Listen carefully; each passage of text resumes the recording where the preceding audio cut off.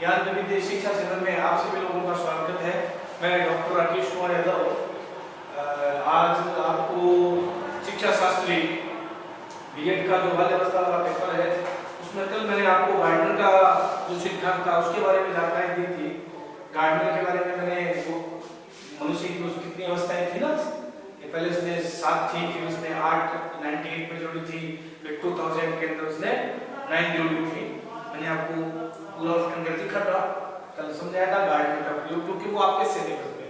देखिए बच्चों, शिक्षा शास्त्री पाठ्यक्रम में टॉपिक तो एक दूसरे से रिलेटेड है, ये मैं तो आपको पहले बता चुका हूँ, लेकिन अपने को कोई भी टॉपिक है ना आउट ऑफ टॉपिक नहीं जाना। अकॉर्डिंग टू सिलेबस, जो आपके सिलेबस में पाठ्यक्रम में वो निर्धारित चीजें हैं, क्योंकि ऐसे संसार में बहुत कुछ चीजें पढ़ाने के लिए होती है। अब जैसे मैंने आज का टॉपिक किया बेस्टो का सिद्धांत, तो आपके दिमाग में आएगा सर थर्डाई का प्रयोग, पापुला का प्रयोग और ये क्या नाम स्किनर का प्रयोग, बहुत से प्रयोग है, बहुत से साइकोलॉजिस्ट हैं, लेकिन अपन ने मेस्को का क्यों लिया? क्योंकि मेस्को का आपका फर्स्ट पेपर के अंदर बाल्यावस्था वाला पेपर है, उस पेपर के अंदर चौथे यूनिट के अंदर ये दे रखा है। तो हो सकता है मेस्को का नाम आपके लिए क्या हो, नया नाम हो, तो मेस्को का नाम नया नहीं है अपने लिए, मेस्को का नाम कैसा है, पुराना ही है। तो अब अपन इसका क्या करते हैं, कई बार अध्ययन नहीं करते, तो मेस्को या मास्लो का आवश्यकता पदानुक्रम सिद्धांत, इसके बारे में आज हम आपको अध्ययन करेंगे। एक थ्योरी ऑफ मोटिवेशन इसने एक किताब लिखी थी, ए थ्योरी ऑफ मोटिवेशन, और ये टॉपिक जो आपका है वो मोटिवेशन में ही है। ये जो मेस्लो या मास्लो भी बोल सकते हो, मास्लो भी बोल सकते हो, इसकी जो थ्योरी है वो मोटिवेशन टॉपिक है। अभिप्रेरणा आपके बीएड के अंदर पाठ्यक्रम में अभिप्रेरणा, ये एक लैटिन वर्ड है, मैंने आपको बताया। अभिप्रेरणा क्या है? एक लैटिन वर्ड है जिसको अंग्रेजी में मोटिवेशन कहते हैं। तो उन्होंने मास्लो ने क्या किया था, ए थ्योरी ऑफ मोटिवेशन नाम की एक किताब लिखी थी, और उसी किताब के अंदर उन्होंने आवश्यकता पदानुक्रम का जो सिद्धांत है, इसे मानवतावादी सिद्धांत भी कहते हैं। कोई आपसे पूछ ले मानवतावादी सिद्धांत किसे कहते हैं? मानवतावादी सिद्धांत, तो मानवतावादी सिद्धांत या आवश्यकता पदानुक्रम का सिद्धांत मेस्लो का सिद्धांत को ही कहा जाता है। मेस्लो ने इस नियम का प्रतिपादन 1953 या 53-54 के बीच में किया था। कुछ लोग 54 कह देते हैं, कुछ लोग 53 कह देते हैं। तो 53 या 54 के बीच में मेस्लो ने जिस सिद्धांत का प्रतिपादन किया उसे क्या कहते हैं? पदानुक्रम का सिद्धांत कहते हैं। देखिए इस सिद्धांत को समझने के लिए कोई ज्यादा लंबा चौड़ा नहीं है, एकदम संक्षिप्त में है, छोटा सिद्धांत है। जैसे मैंने एक ट्रायंगल बना दिया आपको, अब इस ट्रायंगल के अंदर मैंने 5 अवस्थाएं ले ली, 5 अवस्थाएं ले ली। पहले ये ले ली, थोड़ा छोटा बनाते हैं, चलो मैं इसको थोड़ा सा बड़ा कर देता हूं। तो इस ट्रायंगल के चित्र के माध्यम से ही हम मानव की जीवन में कौन कौन सी आवश्यकताएं हैं उसका अध्ययन कर सकते हैं। ये मानव ट्रायंगल है, ये ट्रायंगल मैंने आपको बना दिया, ये ट्रायंगल और यहां तक, ठीक है। और ये पहली अवस्था इसने ये ले ली, ये ले ली, दूसरी ये ले ली, तीसरी और चौथी और पांचवी। तो पहली अवस्था ये ली, इसको सर्वाइवल या बेसिक नीड बोलते हैं। क्या बोलते हैं? बेसिक नीड, ठीक है, इसको सर्वाइवल भी बोलते हैं, सर्वाइवल नीड, ठीक है। फिजियोलॉजिकल नीड भी बोल सकते हो, PHYSIOLOGICAL,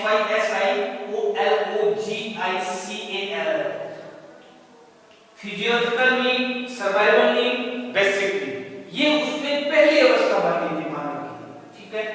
बालक की कह दो, मानव की कह दो, एक ही बात है। फिर उसने दूसरी अवस्था में किसको लिया था? Safety need, safety need. और तीसरी अवस्था के अंदर उसने क्या लिया था? Social need. किसको लिया था? Social need. और चौथी अवस्था के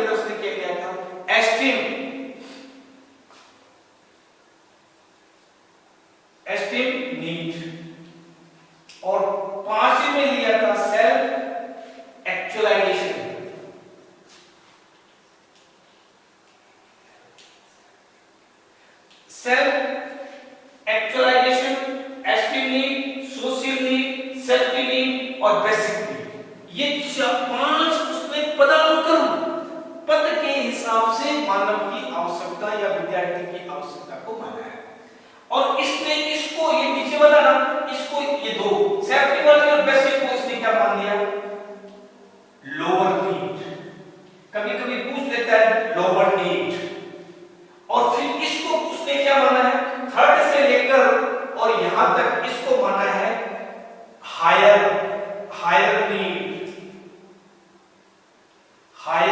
नीड, और इसको क्या माना है? इंटरनल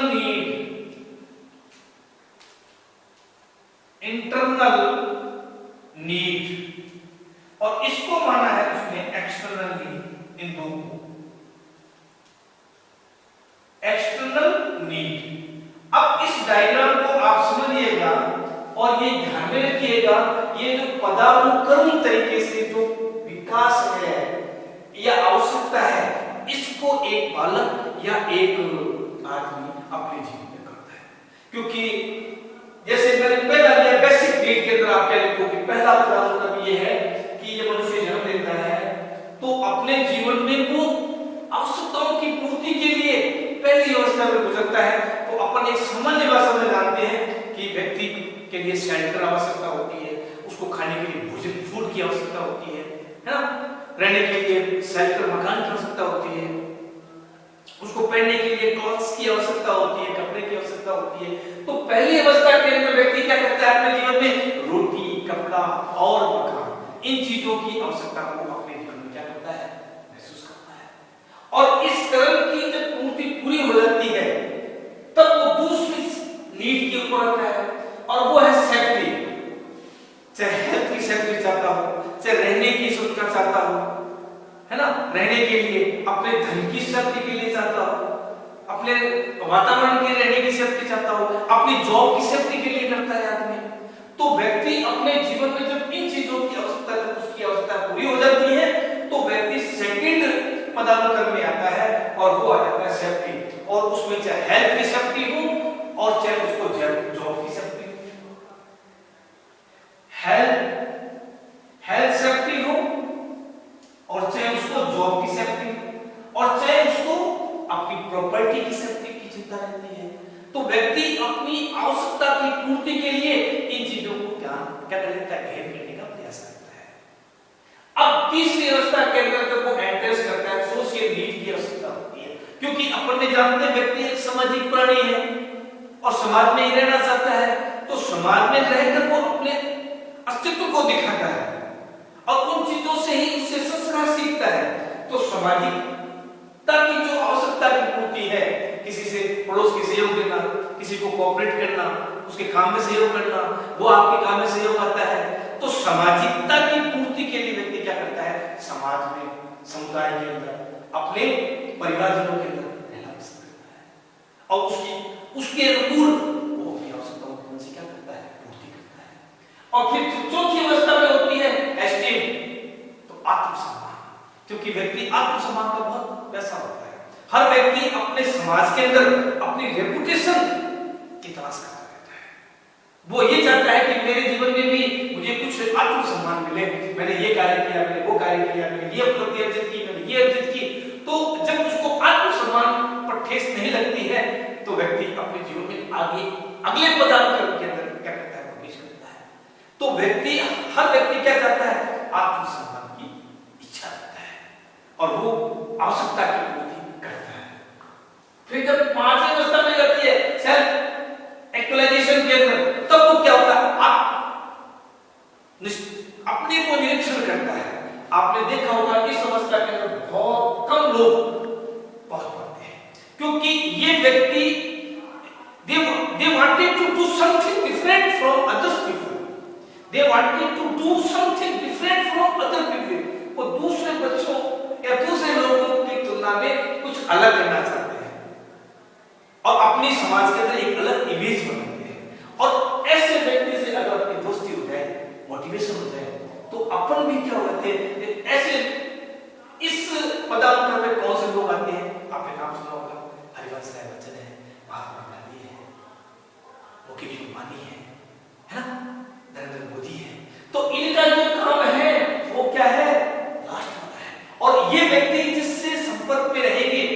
आने वाली पीढ़ी को वो क्या कर देंगे, हमेशा प्रेरित करते रहेंगे। तो मनुष्य ने अपने पहले क्रम से लेकर पांचवें क्रम तक की जो आवश्यकताओं की पूर्ति की, ऐसा नहीं है कि उसने पहले क्रम की पूर्ति कर ली और सीधे पांचवें क्रम में आ जाए या चौथे क्रम में आ जाए, नहीं, वो स्टेप बाय स्टेप अपनी आवश्यकताओं की पदानुक्रम रूप में अपनी आवश्यकताओं की क्या करता रहता है, पूर्ति करता रहता है। और आपने देखा होगा कि व्यक्ति अपने जीवन के अंदर केवल इतना ही अर्जित करके और चले जाते हैं, तो वो अपने जीवन की पहली स्टेप को भी पार नहीं कर पाते हैं, दूसरे स्टेप में एंट्रेंस भी नहीं कर पाते हैं और चले जाते हैं। तो उनकी अचीवमेंट क्या हुई, कुछ नहीं हुई। उनका जो पदानुक्रम की जो आवश्यकता थी वो कुछ नहीं हुई।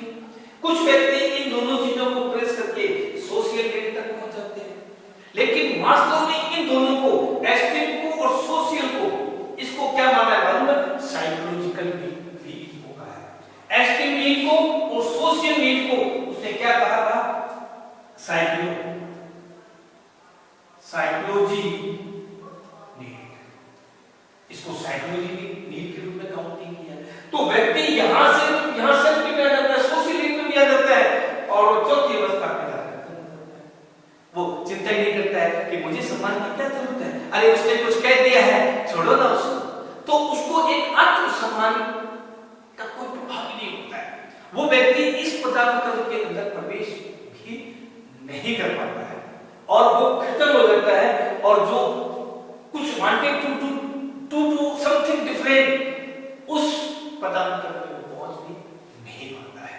तो मैस्लो के ये जो इस ट्रिंगल को देखकर, जब भी आप ट्रिंगल का चित्र कोई बनाए टीचर, तो आप तुरंत समझ लेना वो टीचर आपको साइकोलॉजी में मास्लो का सिद्धांत जो 1954 के अंदर प्रतिपादित किया गया था, और मोटिवेशन। अब आप मेरे से ये पूछेंगे सर आपने ये मास्लो का सिद्धांत से आप हमें बताना क्या चाहते हैं, क्या मनुष्य की आवश्यकताओं को बताना चाहते हैं? मैं मनुष्य की आवश्यकताओं को बताना नहीं चाहता हूं। इसमें एक अध्यापक अपनी कक्षा में पढ़ाने वाले विद्यार्थियों की क्या क्या आवश्यकताएं हैं उसको ध्यान में रखकर उसको आगे के लिए मोटिवेशन करेगा, उसको अभिप्रेरित करेगा। जब अभिप्रेरित करेगा तो बालक अपनी आवश्यकताओं की पूर्ति करके और शिक्षा के जो मूल तत्व हैं उनको समझने का क्या करेगा, प्रयास करेगा और अपना क्या करेगा, सर्वांगीण विकास करेगा। तो व्यक्ति इन चीजों को देखकर, जो सेल्फ को एक्चुअलाइजेशन वाले व्यक्ति हैं, इनको देखकर व्यक्ति क्या करता है, प्रेरित होता है। आज महात्मा गांधी को देखकर, आज नरेंद्र मोदी को देखकर या मुकेश अंबानी को देखकर हम इस तरीके के व्यापारी, इस तरीके से नेता, इस तरीके से महात्मा गांधी से शिक्षक या एपीजे कलाम जैसे व्यक्ति बनना चाहते हैं। तो ये व्यक्ति सभी के लिए क्या होते हैं, प्रेरणा की स्रोत होते हैं, और वो आने वाली पीढ़ी के आने वाले बच्चों को क्या करते हैं, प्रेरित करते हैं। तो आज का जो टॉपिक था वो अभिप्रेरणा से संबंधित था, मास्लो से संबंधित था। बहुत इजी टॉपिक है, बहुत संक्षिप्त टॉपिक मैंने आपको संक्षिप्त में पदानुक्रम में आपको बताया हुआ है। इनको हम क्या करते हैं, हायर नीड, इनको क्या करते हैं, लोअर नीड, क्योंकि व्यक्ति इसमें क्या करता है, पहली और दूसरी अवस्था के अंदर केवल उसको एक लोअर नीड की आवश्यकता होती है। जो व्यक्ति जन्म लेता है वो जन्म से ही उन चीजों की आवश्यकता क्या करता है, महसूस करने लगता है। इसीलिए इसको मैंने किसकी आवश्यकता में रखा, लोअर नीड के अंदर रखा, और ये क्या है, हायर नीड के अंदर रखती है। और ये चीजें हमें कहां से गेन होती है, पहले दूसरी ये एक्सटर्नल से गेन होती है, और ये हमें कहां से होती है, इंटरनल नीड से गेन होती है। तो इस डायग्राम को बना के हम मनुष्य की या व्यक्तियों की या समाज की या बच्चों की आवश्यकता अनुसार जो उसकी आवश्यकता है उसके पदानुक्रम का फॉलो करके हम एक उच्च लेवल तक, शीर्ष तक अपनी आवश्यकताओं को जीवन में क्या करते रहते हैं, करते रहते हैं। इस प्रकार के सिद्धांत को क्या कहते हैं, पदानुक्रम का सिद्धांत कहते हैं, और जिसे 1954 के अंदर मैस्लो ने क्या किया था, प्रतिपादित किया था। और ये साइकोलॉजी का बहुत अच्छा टॉपिक है, बहुत संक्षिप्त में, वो छोटे कट में मैंने आपको बताया है, इसका अध्ययन कीजिएगा। और मैंने कल आपको गार्डनर का सिद्धांत बताया था, तो जो मैंने गार्डनर का सिद्धांत बताया था, मैंने मास्लो का सिद्धांत बताया था। क्यों बताया था, क्योंकि मैंने पाठ्यक्रम में देखा, आपके शिक्षा शास्त्री में यही पाठ्यक्रम आपके निर्धारित है। और मैंने आपको बता दिया बाल्यावस्था वाले पेपर के अंदर यूनिट नंबर 4 के अंदर ये टॉपिक आपको मिलेगा। और वो जो गार्डन का बताया था